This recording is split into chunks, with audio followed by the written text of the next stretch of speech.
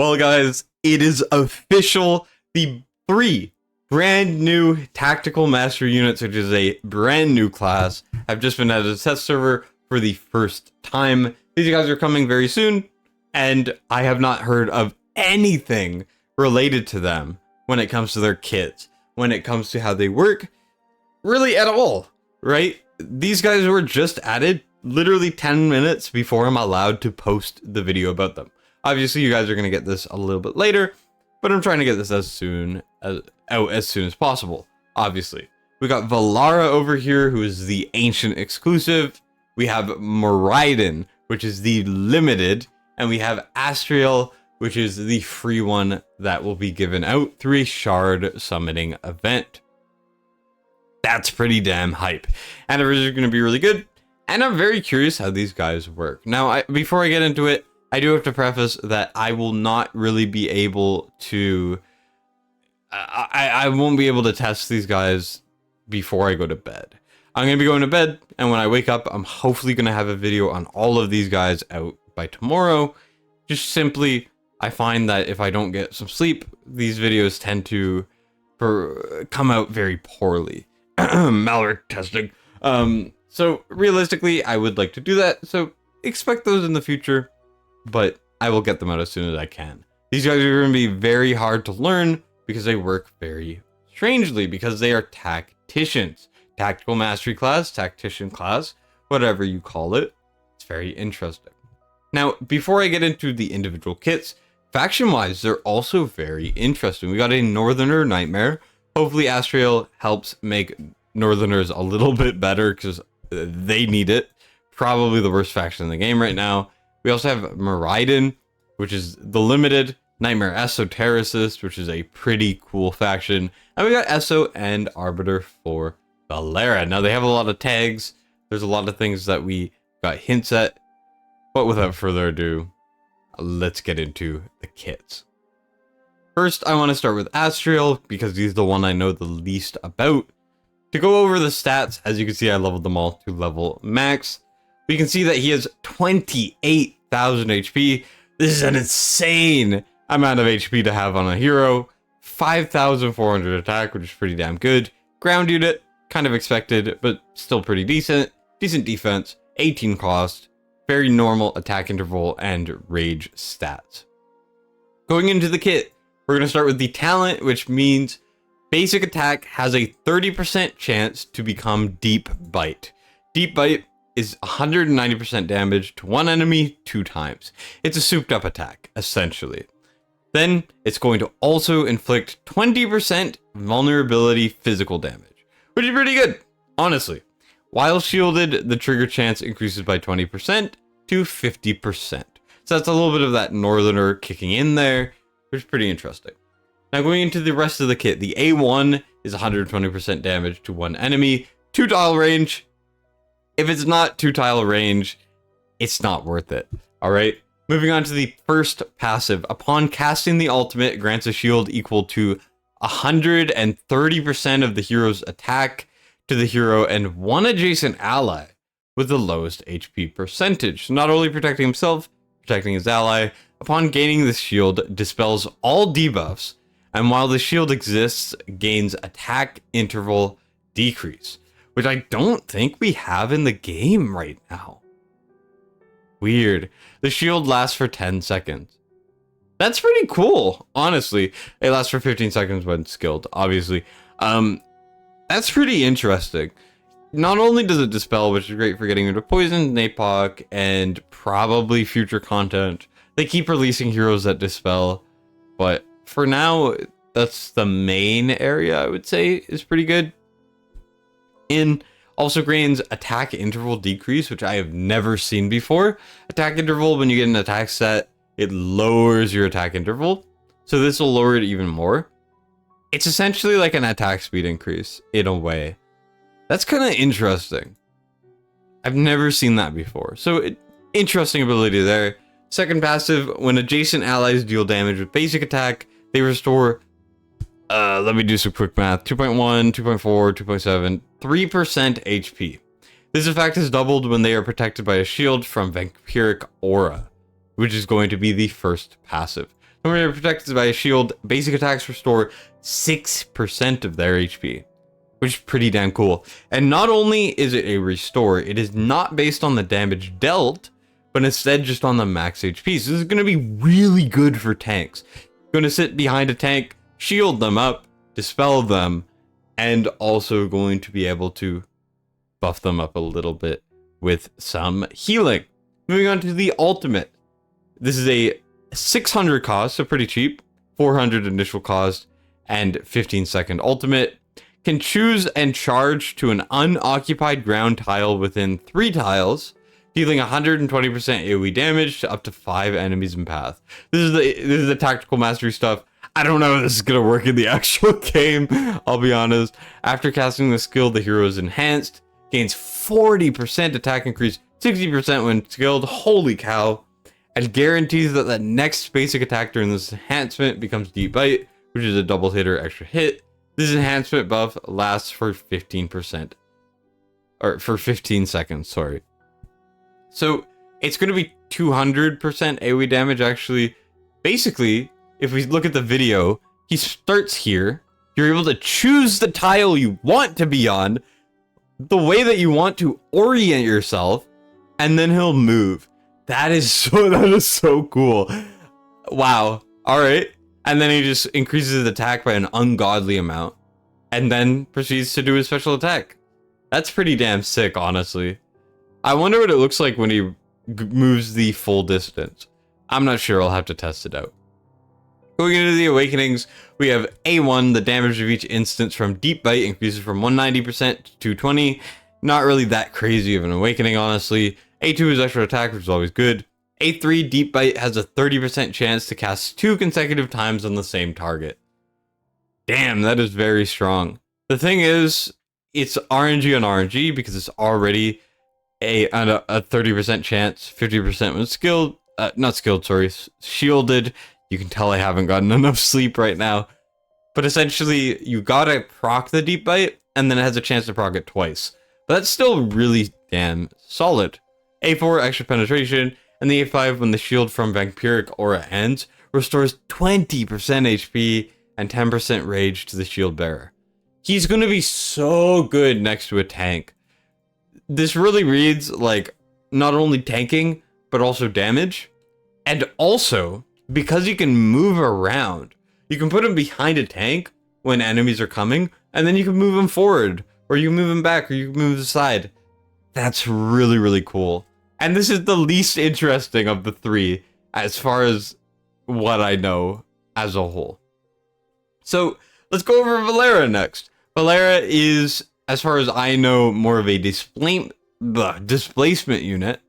If we go over to the stats quickly, we can see that we have 16,000 HP, which is a lot less than the other guy. But the other guy only had 2 tile range. He was more of a tanky unit, while Valera is more of a DPS displacement. As you can see, the range is different. This is like a Zilla to Ymmerit type range, which is amazing in this game. Over 6,000 attack. We have very normal rounded defense stats. 17 cost, normal attack speed. A little bit on the high side for Rage Regen Auto and stuff like that, but it doesn't matter that much. Now, going into the kit, you can see there might be a cheeky little bond skill there. We'll see that she does magic damage, first of all. The other guy did normal. Mariden does normal. She does magic. All right. Talent-wise, she can be deployed on platform tiles. Wait, I need to try this. Sorry, I know I said I wasn't testing, but I need to look. Okay, I have Valera here. Valera, yep. So you could do the horse, and does the horse just sit there? Damn, the horse just sits there. And she has invincibility. Okay.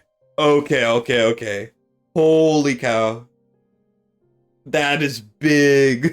Is she an Allura replacement? Is she better than Allura for the right side? I don't know. We'll have to see. I'm getting ahead of myself. That is exciting. Can be deployed on platform tiles. Huge. When deployed, it gains invisibility and cannot block enemies. So clearly not meant to be a traditional ground unit, but she can also be placed on both ground and platform, which is pretty sick. When attacking, has a 20% chance to deal 200% AoE damage. Pretty sick. All direct damage dealt by the hero inflicts slow. 25% slow on every attack. Jesus. That's a lot of slow. Just all the time.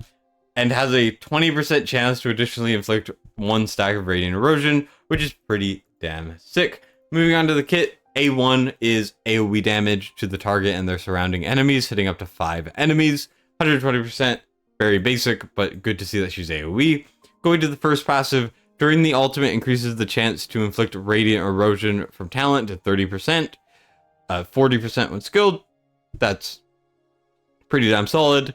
Attacking targets inflicted with radiant erosion deals extra true damage equal to 20% attack. It's actually 30%, I think, when you get her skilled. I don't know, this is always confusing with the way this stuff is worded. Anyways, very interesting there. Obviously, arbiters deal radiant erosion. Almost every arbiter does. Almost. And she also capitalizes on it pretty well. We got an auto here. Every 20 seconds, 15 when skilled, deals 400% AoE damage to 10 enemy targets in range, and knocks back ground targets while inflicting magic resistance reduction 30%. This is the highest magic resistance reduction in the game, inflicting it on them. The talent's radiant erosion is guaranteed to be inflicted. So guaranteed to be putting out radiant erosion. That is great. She feels like she might have some good abyss value here. If you're using a Cassial Arbiter comp with Praetus, you might actually get a lot of use out of this, because magic resistance reduction 30% is insane. She also has a 15% damage in arena. Bond skill I will go over after, with both of the heroes at the same time. The ultimate is a manual ultimate, 800 cost, 600 initial, lasts for 20 seconds. And as you can see, it is a piercer-like range. Can choose and move to a deployable tile within 4 tiles.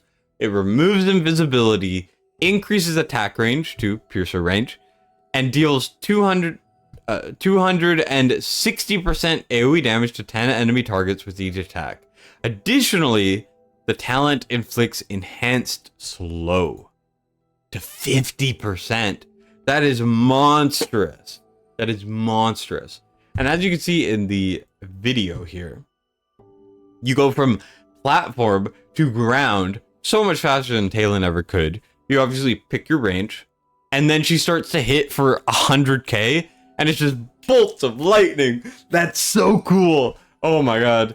Moving on to the Awakenings 2, we got the A1 when enemies enter attack range, inflict 1 stack of radiant erosion on them. Attacking targets inflicted with radiant erosion ignores 25% magic resistance. That is an insane A1. Just essentially 25% more damage against very magic resistance, tanky enemies. A2, extra attack, never hurt anyone. That's very good. And the fact that it is percentage is not bad, because she has such a high base attack. She has 6,000. Moving on to the A3, during the ultimate becomes immune to the first instance of damage taken. After triggering this effect, reduces all damage taken by 50% for 5 seconds. She definitely seems like a good Abyss unit.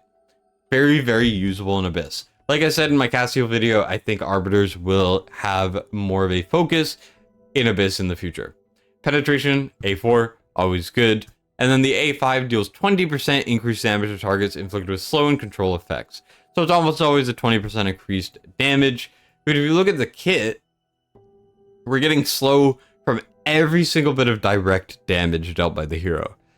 She's always going to be slowing. This lasts only 2 seconds. Don't get me wrong, but it's still very, very good. Valera honestly really overdid my expectations. I did not think she would be this interesting. Holy cow, there's so much to think about. I'm gonna have such a busy day tomorrow. Oh no. Okay, very, very cool. But the main man, the main guy I wanted to look at, the one that I was the most excited about, is Mariden. Mariden, stat-wise, has a monstrous HP of 28,000. We get 5,400 attack, 2 tile range. Like I said, either 2 tile or higher or go home. We don't want you here. He has single target attack, displacement, and ally buff. Very respectable stats there. 18 cost, 2.6 attack interval, normal rage regen stats.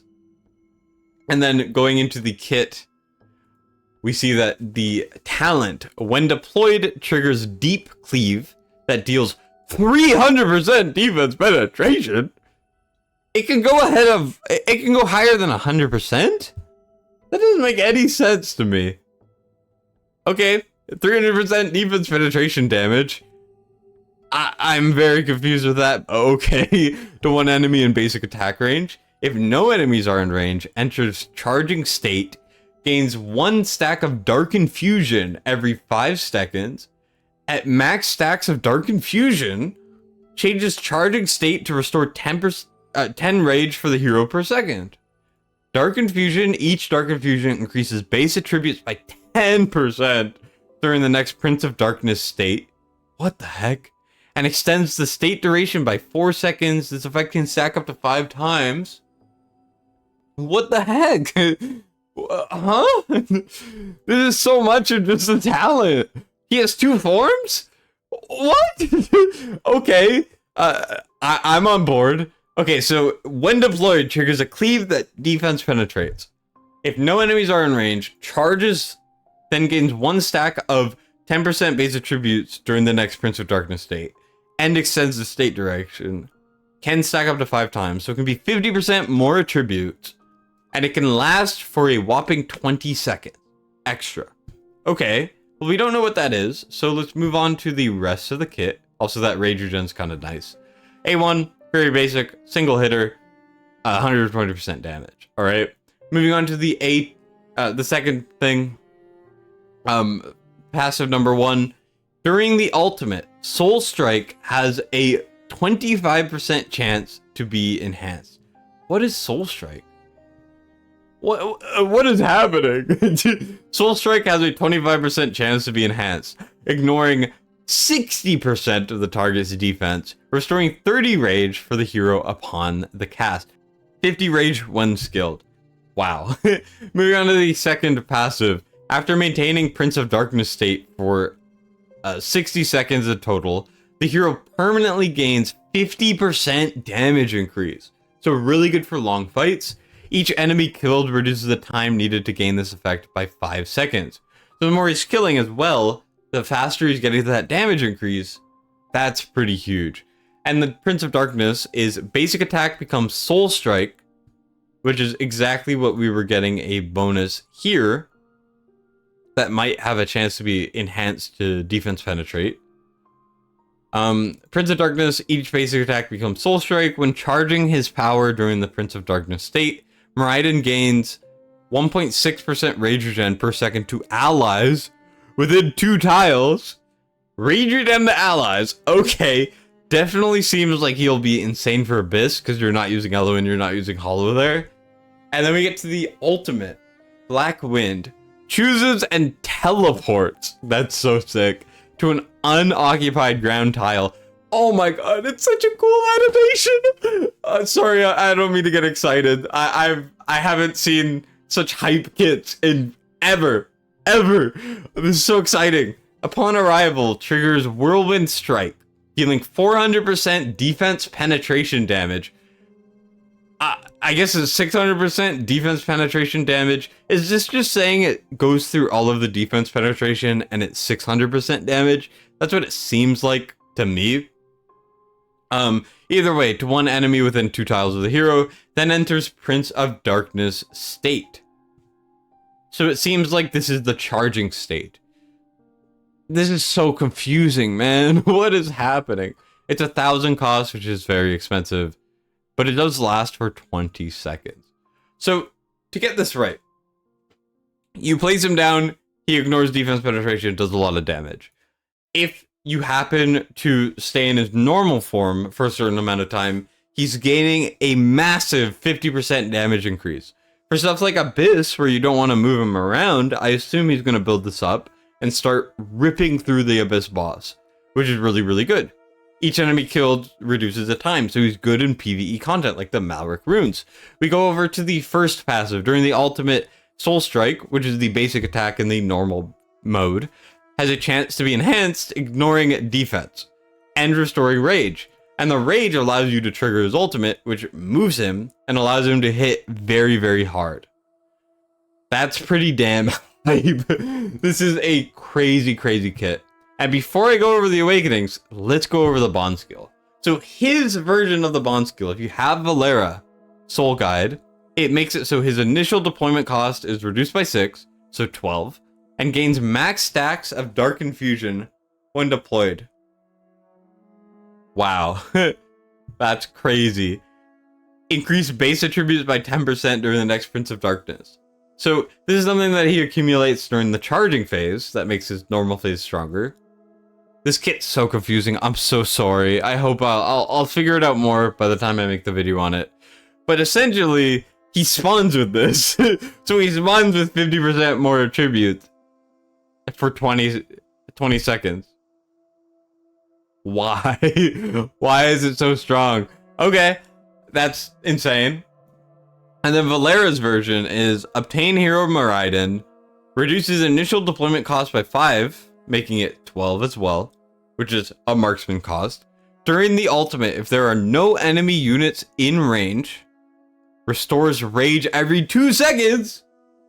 She's just ulting all the time. What the heck? Okay. That's crazy to me. All right. That's pretty hype, to be honest. Okay. Well, to finally end it off, let's go over Mariden's awakenings. Now, limited heroes historically have been very strong. Kagiri, Wukong, Diaochen, all insane units with insane awakenings. And you need the awakenings. So, will Mariden follow the trend or not? Do you just need the base copy or do you need him A5? Let's see, I guess. A1, boom. During the ultimate, increases the chance to trigger enhanced Soul Strike with basic attack by 20%. Okay, it's about 40%. That's pretty solid. Honestly, sorry for all the voice cracks. A2, attack plus 300. Solid, nothing too crazy. A3, when triggering the ultimate at max stacks of Dark Infusion, which if you have Valera is when you place him, and then he'll build it up over time, gains an extra 10% boost to base attributes, up to 60% now. During Prince of Darkness state, when not in charging state, can also restore rage for nearby allies at half the normal value. So he regens at about 1.6% normally when he's in his rage regen form. This just allows him to give allies rage when he's in a different form, which is pretty cool. But nothing really that crazy. A4 penetration, and then the A5. After maintaining Prince of Darkness state for the required duration, the hero gains 30% extra physical damage reduction and magic damage reduction. Seems very, very solid for GVG. Seems very solid for Abyss. Well, maybe not GVG, because you usually don't want abilities that take time to activate. It's okay. Realistically, I think there's some usage for the A3. 10% more base attribute stacks is pretty damn big, but it is also already at 50% on his base kit. And the rage is very nice, but it doesn't seem to scream overpowered to me. The M1 seems pretty solid. I mean, this is a crazy ability to have, and it is normally at about 25%, becomes 45%. I think the A1's probably the best awakening here. Obviously, I'll have to test it out, but he seems like a monstrous hero. I don't know if he's going to be SSS tier, Kagiri Wukong level. Maybe he's better, maybe he's worse. I really hope he's not better, but also for the sake of money, it's likely that he's better. Either way, he reads crazy. Valera really surprised me. If she could replace Alora in Gear 3 like 24, that'll be so huge. It's unlikely, but that's the main thing that I'm thinking of her in. And then for a free unit, Astrial is pretty good. Very good ally protector. Honestly, these are all very solid units. They're very fun looking. They definitely have a lot of potential. We got the ally protecting Northerner Horse, putting the shields, the dispel, and a ton of other stuff. and including the first of this buff, which is pretty cool. We have Valera, who is a permanent invisibility, at least outside of ult, and is very interesting going for platform and ground. Not only being one of the only invisibility heroes, especially one that's almost permanent, at least outside of the ultimate, like Laura, being the second of that, she's also the second unit that goes from platform to ground with Talon, but she does it effortlessly and fluidly. Also, this looks like a very well-tuned, clean mechanic, and it looks like a lot of fun, and honestly, there's so much that could be built off of. And I think it was genius to limit it to a couple tiles, because just allowing them to move all the way across the map would make it kind of unbalanced. And then we get to Mariden, who is a crazy single target nuker. I don't know how he works. His kit is so confusing. But the way it reads is he hit big hard. So yeah, that's kind of everything. Those are the kits. I hope you guys enjoyed. Like and subscribe, all that jazz. Thank you guys for watching. Hoping to get some testing videos out tomorrow. Well, tomorrow for me, not tomorrow for you guys. It'll technically be like 10 hours from now at the most that I'll start working on them. Either way, thank you guys for watching. That's it for me. And Destined signing out.